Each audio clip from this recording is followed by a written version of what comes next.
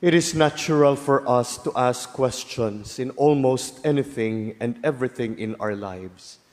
We are taught about the 5 W's: the what, the who, when, where, why, and also how. But among these questions, the most challenging one to answer is when the question starts with a why. And why is it so? To answer the question why demands for a reason, a motivation, an objective.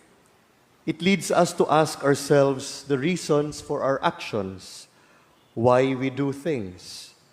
And the question why digs deep into our motivations, into that which inspires us, that which moves us, that which pushes us.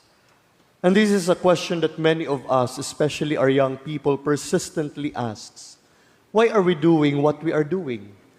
Why do we need to do this and that? Why? Ngano? Bakit? Ngaa? Kay ano? Unless these questions are answered, one continues to search, to ask. And Jesus in today's gospel answers the question why about the Sabbath. He said the Sabbath was made for man, not man for the Sabbath. And why did God give man the Sabbath? The Sabbath law was intended as an expression of God's mercy for all His creatures. It acknowledges the body's need for rest and the human spirit's need for time to connect with its Creator in thanksgiving and praise. Thus, the Sabbath serves as a provision for the well-being of God's creation. And by clarifying to the Pharisees what the Sabbath is all about, it showed to them who the Master or Lord of the Sabbath is.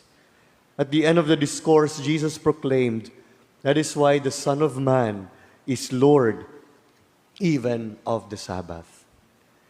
In this Jubilee year of hope, we continue our pilgrimage, our journey, our quest for answers to the many questions that we have in our lives.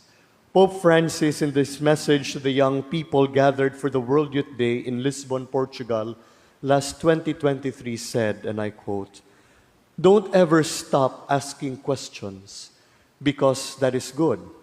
Asking questions is a sign of restlessness, which is the best remedy for mere routine. And as life goes on, those questions get answered. We just have to wait for them." End of quote.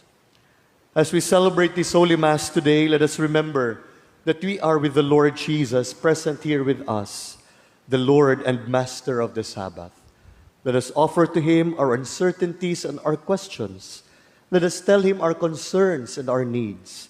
And in this Eucharist, He is giving us a respite, a time to rest, an opportunity to connect with Him and to be inspired and strengthened by His Word and food.